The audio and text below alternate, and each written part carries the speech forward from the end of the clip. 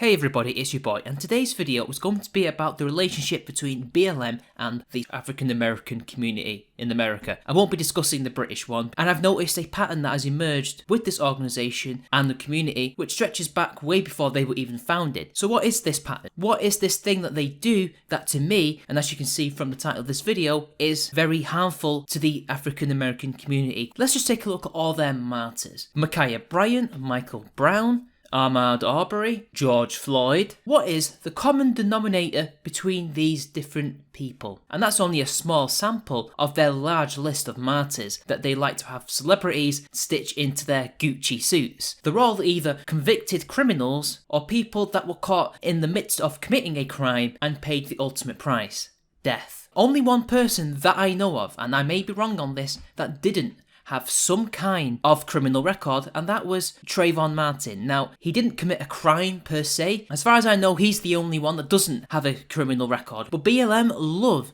to martyr these people. They love to use these people as the bastions of the black community in America. These are the people that blacks should deify, who they should look up to. And why is that? Why are they looking up to people like Ahmaud Arbery, who was a career criminal, a thief? Why should they be holding up Michael Brown as someone to look up to who was a criminal? Or George Floyd, who did many different crimes, including threatening a pregnant woman with a gun? Why are these people heroes? Well, there's a reason for that. The reason is that they have to keep the black community down. Why are they trying to keep the black community down? Because it's linked to the organisation that essentially runs BLM, the ones that give them funding and the ones that in return get funding from BLM. And I'll give you a clue. Their colour is blue, the Democratic Party. And this stems from way back in the 1960s, during the presidential election in 1964 or 68. It was probably both of them. LBJ, Lyndon Johnson, boasted to his aides and people around him that he was going to get those N-words voting for him and his party for the next 100 years. That is exactly what he did. And how did he do it? Well, all he had to do was look back in history to see their voting patterns. Because before they were voting for the Democrats, who were they voting for? The Republican Party. Why were they voting for the Republican Party? Because it was that party that ended slavery, essentially. Now, of course, the Democratic Party is a lot more complicated than just a bunch of white racists. The Northern Democratic Party was different from the Southern Democratic Party, but there was also a lot of overlap. But the Republican Party were the abolitionist party. And that community, being in the situation that they were in the 1860s, slavery, being a bit more collectivist than other ethnicities in America, understandably so, as I've said before, because, well, they were oppressed and had to band together and look after each other. And you can't do that if you're a more individualistic society or an individualistic culture, as well as if you were more collectivist. They voted for the party that saved them and hoped that that party would help them in the long run, which, to be fair, one could argue,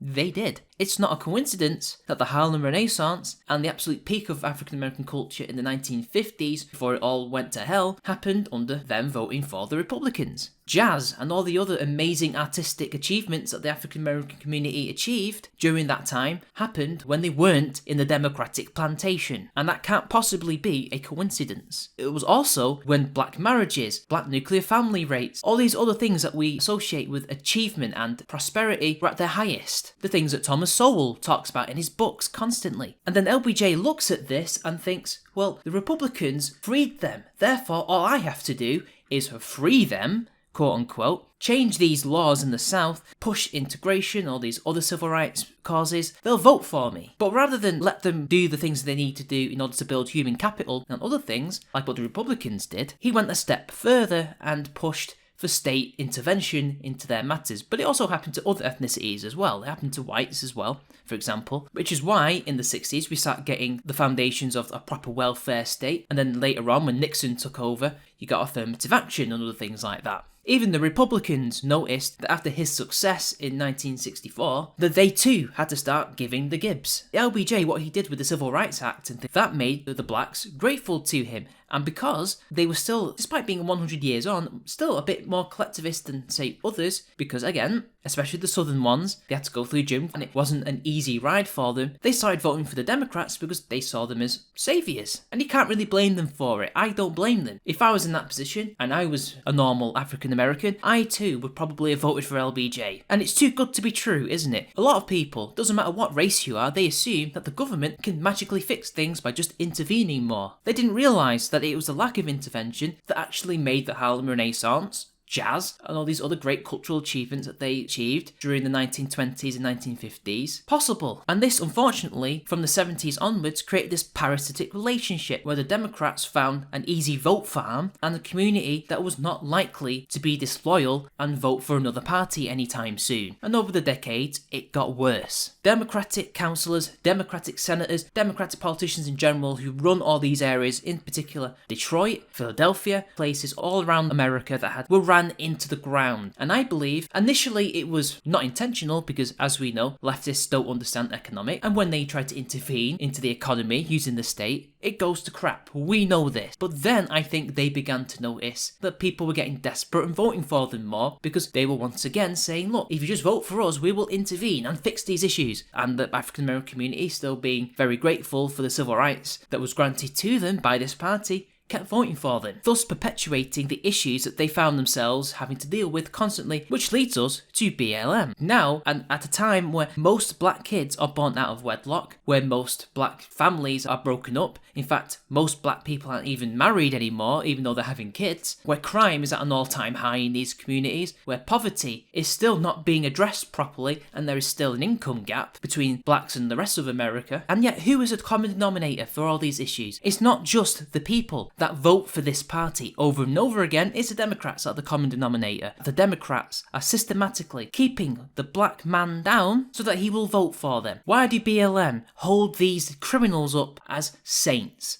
Because that's what they want black people to either aspire to or to assume that that is the normal in their society. And also they're trying to trick them into thinking that these people didn't do nothing and that they're just innocent. There's a lot of narratives that they need to push to keep the black Americans docile and brainwashed. It doesn't matter that Ma'Khia Bryant was holding a knife as she was trying to stab this other woman. It doesn't matter that George Floyd had a criminal record and overdosed on illegal drugs. It doesn't matter that Michael Brown was a criminal. It doesn't matter that Ahmaud Arbery fought with this other man trying to take his gun and was a career thief and also quite violent in his own right. These people didn't do anything. It wasn't these reasons why these people ended up paying the ultimate price. It was because they were black. And it's very easy for these people to play the race card because essentially the black American community has been brainwashed into assuming that's what it's always going to be. They're playing on the history. They're playing on people's cultural memory. It doesn't matter if most of these black Americans will never have to deal with Jim Crow or anything like what a lot of their grandparents and great-grandparents had to face decades ago. These stories were passed down to them and it's being played upon by these politicians who need the votes,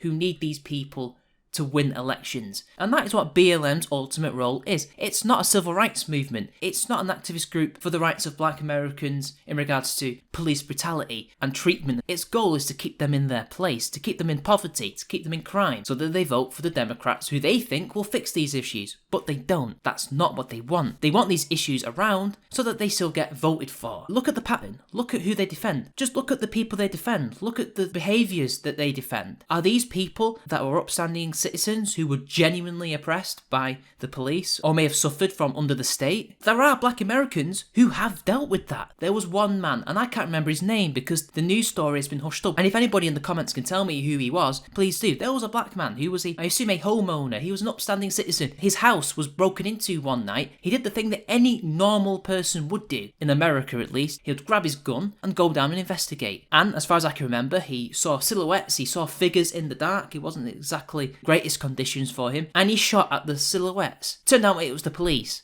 who had gotten the wrong house, and he was arrested and also charged. And I don't know the outcome of his trial, but I don't remember BLM singing his praises, helping him. And yet, when a similar situation but slightly different happened with the Breonna Taylor incident, yes, the boyfriend was the one who fired the shots, but he was somebody who actually didn't commit any crimes anyway, but she ultimately got killed by a police officer. It is a really stupid, complicated story, but she was a criminal. And the only reason why he fired those shots because he thought that they were the drug dealers coming to get them. Yet she was deified, and this other guy has not been. During the riots, David Dawn, a former cop, he wasn't praised for being an upstanding moral citizen, which apparently he was. He wasn't somebody who went around brutalising citizens on his job. Apparently he was a model police officer. He got killed by his own community. He got demonised. In fact, BLM and all these other leftist organisations and the Democrats enabled these riots. They praised these riots. They didn't even call them riots. They called them protests, mostly peaceful protests as the meme goes. It's okay